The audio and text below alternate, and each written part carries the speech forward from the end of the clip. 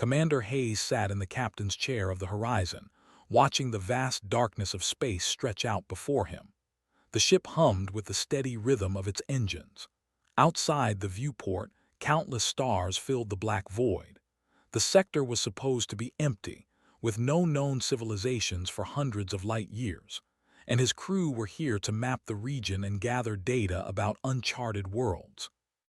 The crew worked quietly at their stations. Sarah Cooper, the medical officer, reviewed health records in her lab. The engineer checked the ship's systems from his post. The communications officer, David King, monitored all frequencies for any signals. Everything seemed normal. Everything seemed safe. Then the alarms began to scream. "Captain, we have a massive energy storm approaching from the northwest," shouted David, his eyes wide as he stared at his instruments. His voice cut through the calm like a knife. The readings showed something they had never seen before. The storm was not just wind or radiation. It was something far more violent and strange. Moved forward in his seat. "How long until it reaches us?" 8 minutes, sir, maybe less. The energy signature is off the scale. Our sensors cannot identify what it is exactly," David said, his fingers moving quickly across his controls. Stood up. He was a tall man with dark hair and serious eyes. He had led exploration missions for 15 years without losing a single crew member. But this was different. This was something new and unknown. "Raise the shields now. Put all power into defensive systems," commanded, his voice steady and calm. His fingers flew across his console. "Shields coming up now, sir. But Captain, at this intensity, I am not sure how long they will hold." The storm came faster than expected. The horizon shook violently as waves of pure energy hit the ship's shields. The lights flickered. Equipment fell from shelves. Sarah was knocked backward against a wall in the medical bay. David gripped his console to stay in his seat. Held onto the captain's chair as another massive wave struck them. Through the viewport, he could see nothing but blinding light. The ship was being torn apart by forces beyond their understanding. "Shields at 40%, shouted over the noise of the alarm. His voice shook with fear and effort. Another hit, the biggest yet. The horizon screamed as its metal body bent under the pressure. "Shields failing," called out. There was nothing left to say. There was nothing left to do. Made a decision in that instant. "All hands brace for impact. We are going down." The ship twisted and fell toward the moon below them. The atmosphere caught the horizon and pulled it down like a stone dropping into water. Watched the viewport fill with the surface of the moon. It was beautiful in a way. Tall crystal formations jutted up from the ground, catching the light of the distant star. Trees made of some kind of clear material grew in strange patterns. The ground glowed with blue and green light from within the soil itself. The impact was terrible. The ship hit hard and skidded across the ground, sending up clouds of dust and broken crystal. Metal screamed and tore. The force threw everyone forward, and then the horizon finally came to rest, listing to one side at a strange angle. Silence followed. It was worse than the noise. Pushed himself up from the floor. Blood dripped from a cut on his forehead. Around him, the bridge was damaged. Sparks fell from broken panels. The lights were dim, powered only by emergency systems now. He could hear the sounds of the ship groaning around him. "Report," said, his command voice cutting through the darkness. "All decks accounted for," David said, checking his console. "Minor injuries throughout the ship. No deaths reported. We are lucky." Sarah came onto the bridge, helping another crew member who had a broken arm. She looked at, "Captain, the main medical bay is operational. I will treat the wounded." Emerged from the engineering section, covered in dust. "The engines are destroyed, sir. The shields held longer than I expected, but they failed at the end. We are not flying out of here." Nodded slowly. They were alive. The ship was damaged but functional. They had water, air, and supplies. They could survive until help arrived. But help was months away from this location. "Gather a team. We need to get outside and assess the damage. Sarah, take care of our injured. David, keep trying to send a distress signal. Use everything we have. Changed his clothes and grabbed a suit. The surface of the moon was hostile, unknown. They needed to be careful. He took and two other crew members, both strong and experienced. They opened the cargo bay door and stepped out into an alien world. The ground under their feet was solid but smooth. The crystal formations around them were massive, reaching up toward the black sky. The bioluminescent light came from veins of energy running through the rock itself. It was like walking inside a living thing. "Amazing," whispered through the comm system. "This place is incredible." They walked for about an hour, looking for salvageable materials. The Horizon needed parts they could not make from what was inside the ship. Hoped they might find materials or technology on this moon that could help them. It was who first spotted the wreckage. He called out through the comm, "Captain, there is something here, another ship." And the others moved toward the location. Through a ridge of crystal formations they found it. Another vessel half buried in rock and dust. It was not human. The design was unlike anything they had ever seen. The hull was smooth and curved, made of a metallic material that shimmered with colors that shifted in the light. Strange symbols covered the surface. "This is an alien ship," David said, stating the obvious. "Someone else crashed here." Moved closer and peered through a damaged viewport. Inside the ship he could see movement. Something was inside. Something was alive. Made a decision. He could leave the alien ship as it was. He could focus on repairing his own vessel and getting his crew off this moon safely. No one would blame him, but something in his chest told him to act. "Get inside that ship. We need to see if there is anyone alive in there, anyone who needs help." Looked at with surprise but nodded. He was a good man. He understood.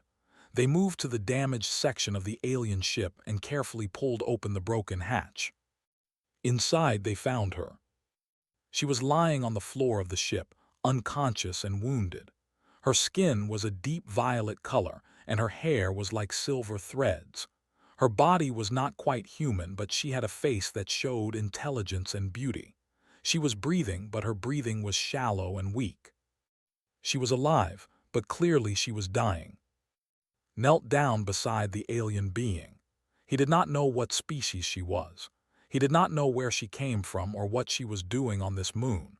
But he could see that she was in pain, that she was suffering, and that she needed help. He looked at, "Get her back to the Horizon. Carefully, we are bringing her with us." Did not question the order. He picked up the alien woman gently and carried her back toward their ship. Followed, looking back at the strange vessel one last time. Whoever this being was, wherever she came from, she had just been given a chance to live. And Hayes had just made a choice that would change everything. Sarah Cooper worked through the night without stopping. The alien woman lay on the medical bed, her breathing becoming more shallow with each passing hour. Sarah had scanned her body, run tests on her blood, and searched through every medical database the Horizon carried. Nothing matched. The alien's physiology was completely foreign to anything human science had documented. Stood in the medical bay doorway, watching Sarah work. He had not left the room since they brought the alien woman aboard. His uniform was stained with blood and dust from the crashed ship. His eyes were tired, but they did not leave the figure on the bed. "Her name is Lyra," Sarah said suddenly, not looking up from her console. "Her communication device still works. It picked up a broadcast from her ship. She is Princess Lyra of the Empire." Felt something tighten in his chest. A princess. Not just any alien, but a member of a royal family. This meant she was important. This meant saving her or losing her would have consequences far beyond this small moon. Sarah turned to face him. Her face was pale from exhaustion. "Captain, I have found the problem. She is poisoned. The toxin is in her blood. It is slowly destroying her internal organs. If I had to guess, I would say she was exposed to something in her crash. They have advanced medicine, but their medical systems were destroyed in the wreck. She has been slowly dying without treatment." "Can we treat it?" asked, though he could see the answer already written on Sarah's face. "No," Sarah said quietly. "Not with our technology. The poison is breaking down her cellular structure in ways I do not fully understand. Our antibiotics do not work. Our standard treatments are useless. Whatever this poison is, it is destroying her from the inside out."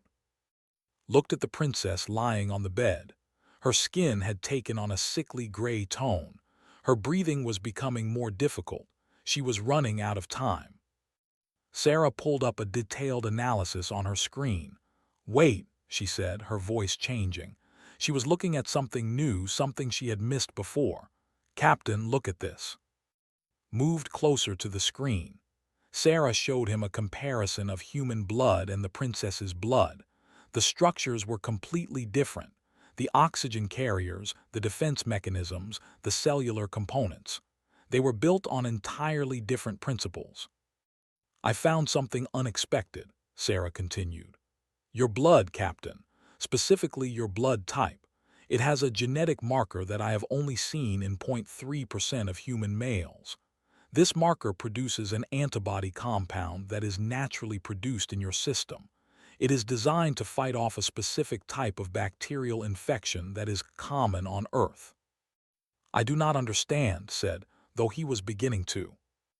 "That antibody," Sarah said slowly, "it might work against this poison. The molecular structure is wrong for it to be effective in theory, but the way the poison works and the way your antibody functions. There might be a chance, a small chance, maybe 1 in a million, but a chance." Felt his heart begin to race. "You want me to give her blood?" "Not just blood," Sarah said. "A direct transfusion, your blood into her veins. If it works, the antibodies could fight the poison and give her body time to heal itself. If it does not work—" She did not finish the sentence. "If it does not work, I will have wasted my blood, and we will have lost her anyway," said. Sarah nodded. "Yes, but Captain, there is more. The transfusion could kill you. Your blood is from a species she has never encountered. Her immune system might reject it violently. You could go into shock. You could hemorrhage internally. We do not have surgery equipment to help you if something goes wrong." Looked at the princess again. He thought about her family, probably worried somewhere in the galaxy, not knowing if she was alive or dead. He thought about what it meant to leave her to die when there was even a small chance to save her. "Do it," he said. "Captain," Sarah started to protest. "You heard me. Prepare the transfusion. We are going to save her." For the next hour, Sarah prepared everything. She inserted an IV line into his arm and set up a connection to the alien princess. The equipment was not designed for this. Nothing was designed for this. But Sarah was a brilliant doctor and she made it work. Lay on a bed next to Lyra. He could see the needle in her arm, could see his blood moving through a tube and entering her body. It felt strange, giving life force to a being he had never met, a being from another world. "Transfusion beginning," Sarah said. "Try to stay calm, Captain. Let your body do what it needs to do." The princess's body began to react almost immediately. Her skin turned bright red, then purple, then a sickly green color. Her entire body convulsed on the bed. Alarm screamed. Her eyes opened, but there was no recognition in them. There was only pain. "Her immune system is attacking the transfusion," Sarah shouted, working frantically with every medical tool at her disposal. "She is going into shock. Captain, your blood pressure is dropping. You are losing blood too fast." Felt the world begin to spin. His vision blurred. The pain in his arm was intense, but the weakness spreading through his body was worse. It felt like his life was draining out of him.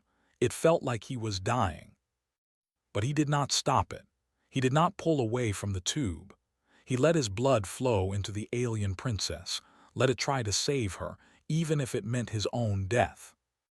Lyra's convulsions became worse. Her body seemed to be tearing itself apart from the inside.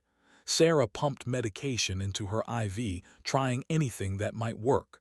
Hours passed, drifted in and out of consciousness. The medical bay became a blur of noise and light. And then slowly, things began to change.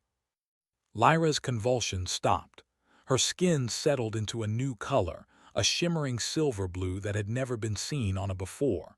Her breathing became deeper, more stable. Her body stopped fighting the transfusion. Opened his eyes and looked at her. She was still alive. The transfusion had worked. Sarah collapsed into a chair, tears running down her face.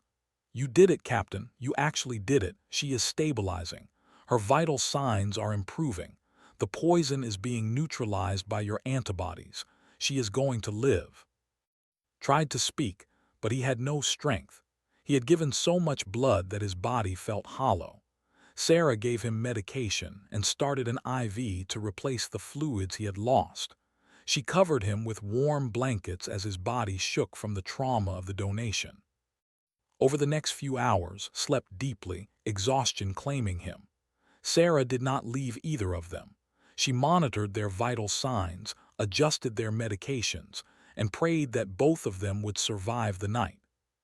When woke the next morning, the princess was still asleep, but her breathing was normal.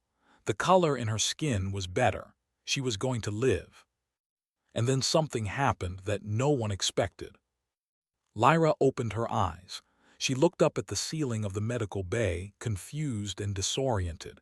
She turned her head slowly and saw lying in the bed beside her. She did not scream. She did not move.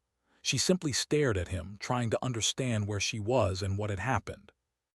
Managed a weak smile. He was not sure if she understood him, but he spoke anyway.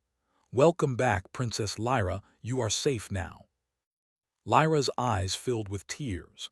And in that moment, her entire understanding of the universe began to change. 3 weeks passed.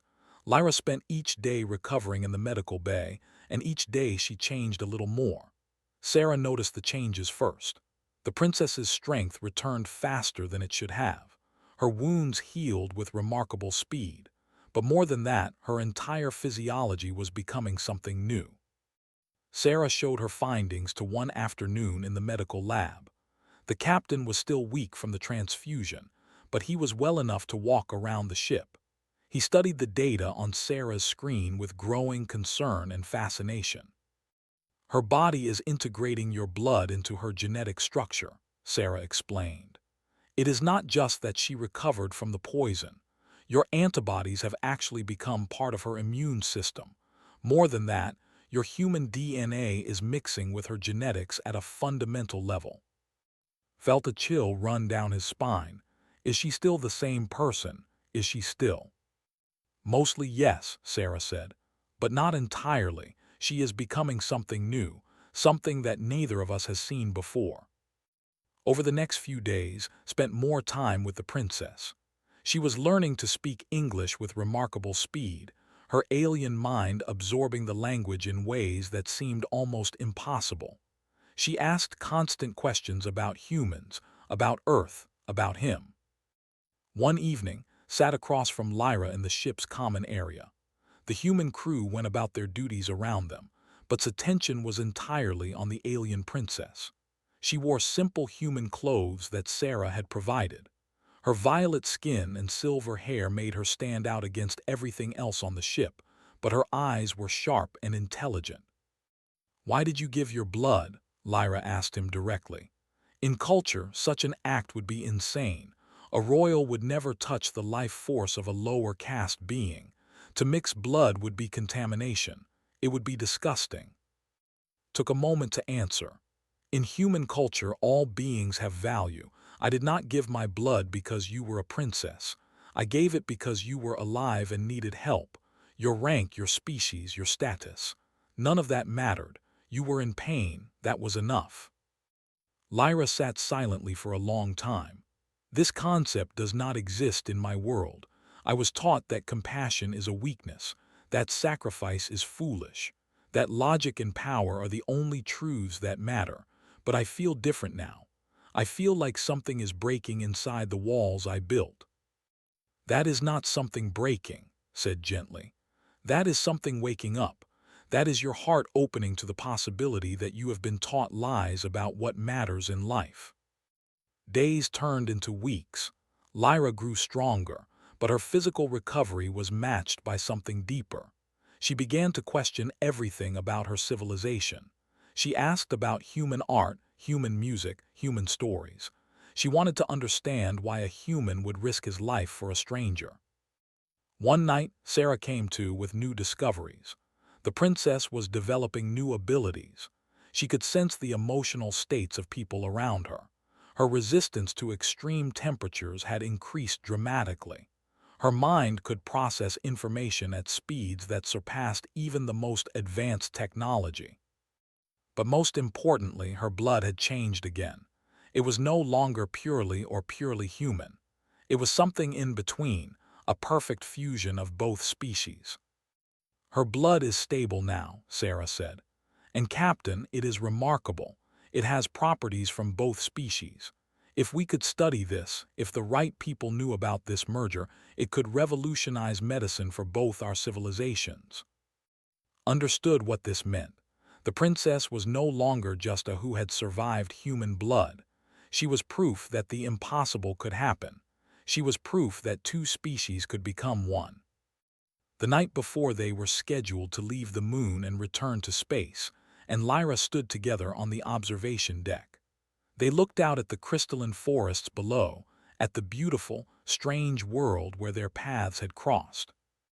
"I have made a decision," Lyra said, her voice firm and clear. "I will not return to my empire as the princess I was. I will return changed. I will tell the truth about what happened here. I will tell them about you, about your sacrifice, about what it means to give without asking for reward." Looked at her surprised. "They might not believe you. They might think you have been brainwashed or compromised." "Probably," Lyra admitted. "But I must try. The Empire classes humans as primitive, as unworthy of full citizenship in the galaxy. But I have learned that humans have a strength we cannot measure with our instruments. You have the courage to bleed for strangers. You have the wisdom to choose compassion over logic. My people must know this." Over the next few days, a team of engineers worked to repair both ships. The alien vessel had been damaged in the crash, but it was still functional. The technology was far more advanced than anything humans possessed. Studied the alien systems with wonder and excitement, documenting everything he learned. Lyra worked alongside the human crew. She was no longer a being in need of rescue. She was a partner, a member of the team. She helped with repairs, with calculations, with decisions. The crew began to see her not as an alien princess, but as one of them.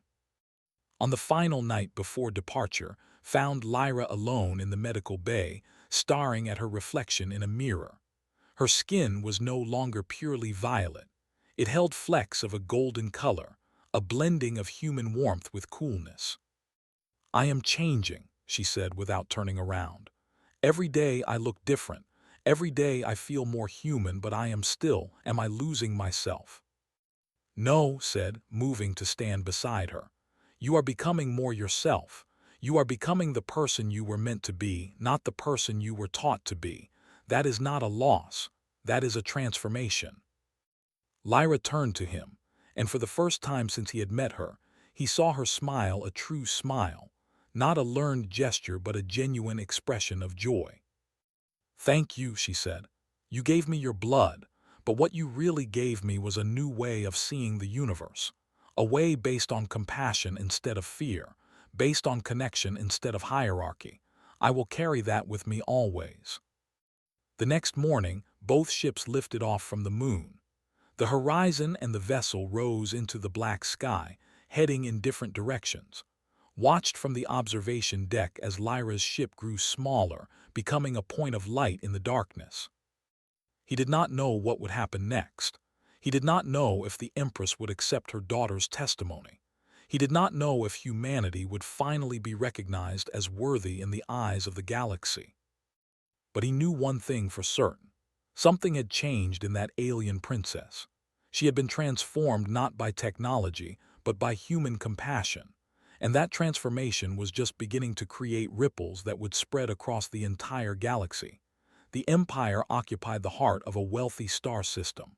At the center was a massive space station, a structure so large that entire fleets could dock within it. The station served as the seat of power for the Empress and the government that controlled millions of worlds across the known galaxy. Princess Lyra's ship transmitted the proper identification codes and received permission to dock. As her vessel moved into the station's hangar, she could feel her heart beating faster. She was about to change everything. She was about to challenge the foundation of her entire civilization. The Empress was waiting. Her full name was Empress, and she had ruled the empire for 43 years. She was tall like all, with skin that shifted through colors to match her moods.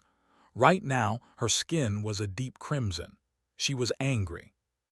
Behind the Empress stood the Imperial Guard, a squad of armored warriors who had never lost a battle. They stood motionless, weapons at their sides, eyes forward. They were waiting for any sign of threat, ready to respond with lethal force. Lyra descended from her ship, and the first thing she noticed was the shock on everyone's faces. Her blood had continued to change during her journey back. Her skin now held a unique combination of colors, no longer purely violet but shot through with hints of warmth that no natural possessed. Her hair still shimmered like silver, but her eyes had taken on a new depth, a new awareness. The Empress stepped forward, her movements sharp and controlled. "What has happened to you?" Her voice was cold, each word cutting through the air like a blade. "Your distress signal led us across the galaxy. We prepared for battle. We expected to find you dead or enslaved. Instead, you look like something between and something else." "I am your daughter," Lyra said clearly. "But yes, I am changed, and I am here to tell you why." The Empress gestured and the guards moved closer. "Explain, and speak quickly, daughter, or I will assume you have been compromised by an enemy force." Lyra took a breath. She was standing in front of the most powerful being in the galaxy, and she was about to tell the truth that could shake the foundations of the Empire's ideology. "My ship crashed on an uncharted moon in the sector," Lyra began. "I was poisoned by something in the crash. My medical systems were destroyed. I was dying. A human exploration vessel found me." The word human hung in the air like a curse. The Empress's skin flashed red, then orange, then deep purple. The guards tensed. One of them reached for a weapon. "A human," the Empress repeated slowly. "You were rescued by one of the primitive species we deemed unworthy of full galactic status. This is an insult." "No," Lyra said firmly, stepping forward so that she stood directly in front of her mother. "It is an awakening. The human captain, a man named Hayes, discovered me in my crashed vessel. He could have left me there. He had no obligation to a stranger. He had no duty to he had no reason to help me." The Empress remained silent, waiting for Lyra to continue. "But he did help me. My injuries and poison required a transfusion of blood from a being compatible with my physiology. It was impossible. No human blood should work in a body. The captain was told it would likely kill him. The procedure would weaken him severely. He would lose a third of his blood volume. His body could go into shock. He might die." "And yet he did it anyway," Lyra said, and her voice was stronger now. "Not because he expected a reward. Not because he calculated it would benefit him. Not because I was a princess or because my empire could offer him power or wealth. He did it because a being in pain deserved help. Because in his culture, compassion is not weakness. It is the highest form of strength." The Empress was absolutely still now. Her skin had stopped shifting colors. It held a single shade of blue, the color of confusion or deep thought. Lyra continued. "I was dying, and a human chose to risk his own life to save mine. No royal has ever experienced such sacrifice. In our culture, the lower castes serve. They follow orders, they obey, but they do not choose to bleed for their masters. This human chose to bleed for a stranger. That is not primitive. That is advanced beyond anything our scientists have achieved." "Your blood," the Empress said suddenly, pointing at her daughter. "It is not pure. You have human genetics woven into your very cells. This should have killed you. This should have been an abomination. I thought so too, Lyra said. But the human captain's antibodies mixed with my own immune system. Instead of destroying me, it transformed me. I became something new, something that should not exist. And yet I do exist. I am standing before you, stronger than I was before, with abilities I never possessed. Sarah Cooper had come aboard the ship with Lyra. She carried data, information about the transformation, scientific proof of what had happened on that moon. She stepped forward, a human standing in the throne room of the Empress. The guards moved toward her, but Lyra raised her hand. "This is Sarah Cooper, the human medical officer who saved my life. She is not your enemy. She is the one who performed the procedure that changed me." The Empress studied Sarah with calculating eyes. Sarah did not back down. She met the Empress's gaze directly, showing no fear, though her heart was racing inside her chest. "You risked your life to save my daughter," the Empress said to Sarah. "You and this captain of yours. You gave everything, expecting nothing in return. Why? What could humans possibly want from the Empire?" Sarah answered simply. "We want recognition that we are worthy of it. We want to be treated as equals. We want them to understand that humanity is not primitive because we lack advanced technology. Humanity is advanced because we have the capacity to love and sacrifice and show compassion to beings we have never met. That is more valuable than any weapon or computer system." The Empress turned back to her daughter. "And what do you want, Lyra? Do you ask me to change the policies of an empire that has ruled for thousands of years? Do you ask me to grant full status to a species I have always considered beneath us?" "I ask you to understand," Lyra said. "I ask you to see that Hayes's sacrifice was not the action of a primitive being. It was the highest form of consciousness. It was wisdom that we, in all our technology and power, have never possessed." For a long moment the Empress said nothing. She simply stood there, her skin slowly beginning to shift through colors again. Blue to green to amber to gold. She was processing, thinking, considering. When she finally spoke, her voice was different, quieter, more human in a way. "An act of sacrificing one's own life essence for a stranger," the Empress said slowly. "This is either the greatest foolishness or the greatest wisdom. I have ruled this empire for decades. I have made decisions based on logic and power and calculation. But I have never seen anything like what your captain did. I have never seen pure compassion without expectation of return." She turned to her guards. "Summon the High Council. Send a message across the galaxy to the human fleet. The Empire recognizes humanity as an advanced civilization worthy of full diplomatic engagement. Any who acts against humans will answer to me directly." The guards saluted and moved quickly to carry out the orders. The Empress looked at her daughter and smiled.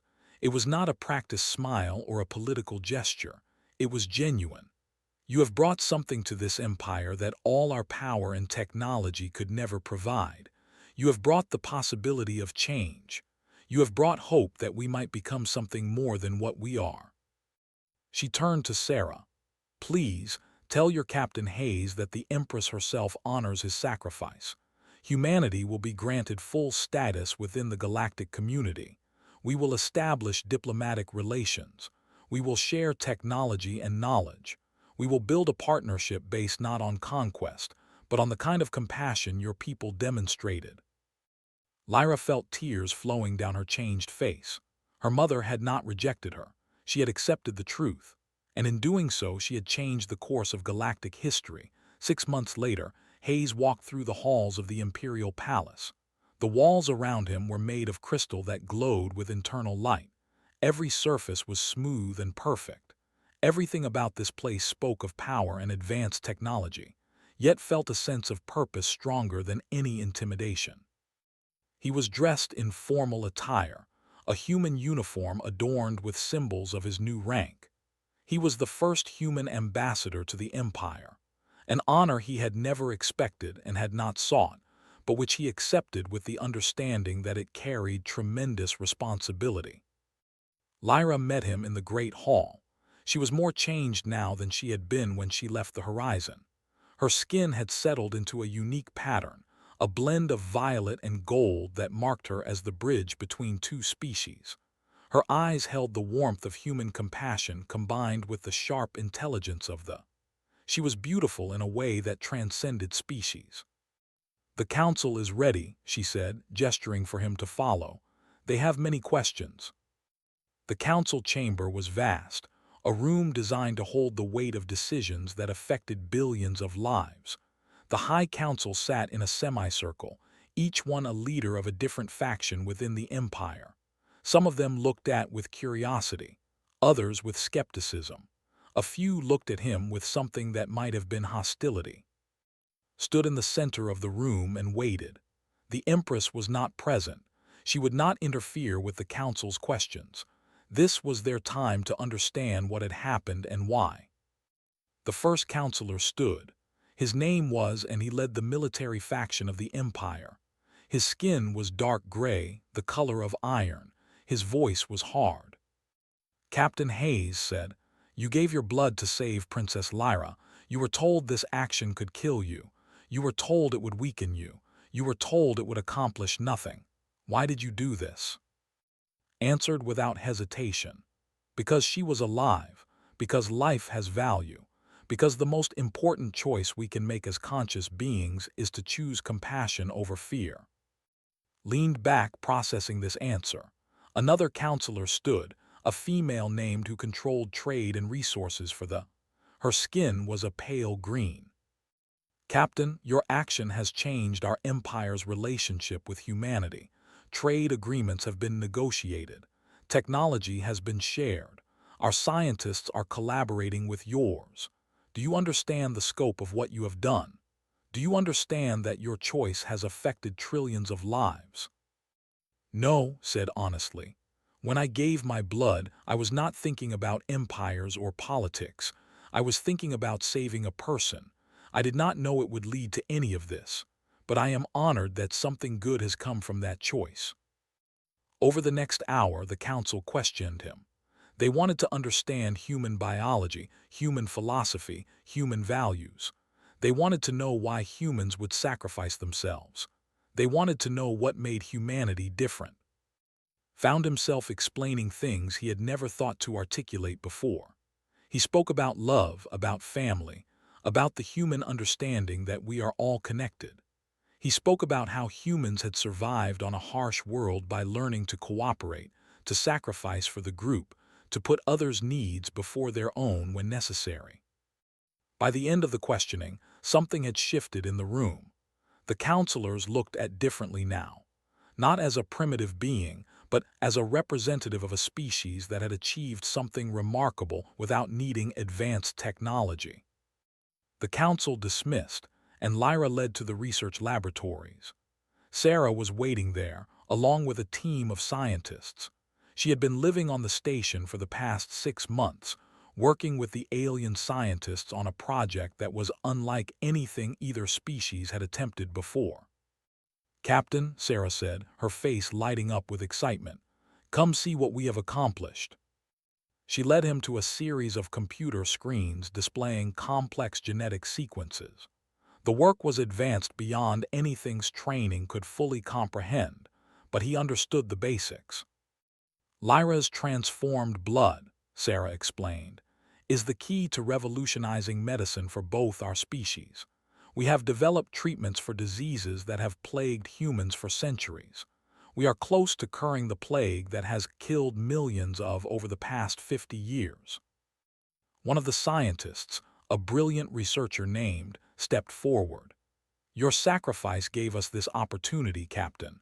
Your blood has become the bridge that allows two very different civilizations to heal each other. This is more valuable than any weapon or conquest." Over the following weeks, news spread throughout the galaxy. Humanity was no longer a developing species to be ignored or exploited. Humanity was the species that had taught the mighty something about compassion. Other civilizations that had dismissed humans began to reconsider. Trade routes opened. Diplomatic channels formed. Humanity rose in status across the entire known universe. But the most profound change happened in a conversation between and Lyra on a high balcony overlooking the capital city. They stood side by side, watching the sunset paint the sky in shades of purple and gold. Below them, a massive construction site was taking shape, the first joint human research station, a symbol of the partnership that had begun when offered his blood. "They call you a hero," Lyra said. "Across your broadcasts, they speak of Commander Hayes as the human who changed the galaxy. But you do not feel like a hero, do you?" "No," admitted. "I feel like someone who made a choice. I did not know it would lead anywhere. I did not do it to be famous or remembered." "That is why you are a true hero," Lyra said. "You did it because it was right. You did it because compassion required it. You asked for nothing in return." Looked at her, at this being who had become a symbol of two species learning to coexist. "Will they accept you?" he asked quietly. "The who have spent their whole lives believing humans were primitive." "Some will," Lyra said. "Others will take longer, but change is happening. You cannot undo what you have shown them. They have seen what human compassion looks like. They cannot unsee it." Below them, workers from both species worked together, building structures that served both civilizations. Humans and side by side, no longer enemies or superior and inferior, but partners. Thought back to that moment in the medical bay when he had made the decision to give his blood. He had not known who Princess Lyra was. He had not understood the consequences. He had simply seen a being in pain and chosen to help. That simple choice had rippled across the entire galaxy, changing the fate of trillions of lives. It was a reminder that sometimes the most important actions are the ones we take without calculation, without expectation of reward, without any knowledge of what will come after. Sometimes the greatest changes in history are born from a single moment of pure, illogical compassion. A week later, received a formal invitation. The Empress herself wanted to meet with him privately in her chambers. He dressed in his formal human uniform and made his way through the palace to the heart of power. The Empress was standing at a window when he entered, looking out at her empire. She did not turn when he arrived, but she spoke. "You changed my understanding of the universe, Captain Hayes," the Empress said. "I have spent my entire life believing that logic and power were the only truths that mattered. I have ruled an empire based on strength and calculation, but your sacrifice proved something that contradicts everything I have believed." She finally turned to face him. "You proved that compassion is not weakness. You proved that sacrifice without expectation of reward is the highest form of intelligence. You proved that humanity, despite our classification as a developing species, has achieved something we have not, something that all our technology and power cannot buy or create." The Empress approached and extended her hand. It was a human gesture, something she had learned, took it. "Thank you," the Empress said simply. "Thank you for showing my empire what we were missing. Thank you for being the bridge that connected our worlds." Squeezed her hand gently. "Thank you for being willing to see the truth. Thank you for choosing to change your empire's path." As he left the Empress's chambers and walked back through the palace, reflected on the journey that had brought him here. A crash on an alien moon, a princess in need, a choice made in the moment without thought of consequence. And now a galaxy transformed. The story of Commander Hayes and Princess Lyra would be told for generations, not as a tale of conquest or victory, but as a story of what becomes possible when one being simply chooses to help another, regardless of the cost. It was a story that proved the impossible could become real. It was a story that changed everything.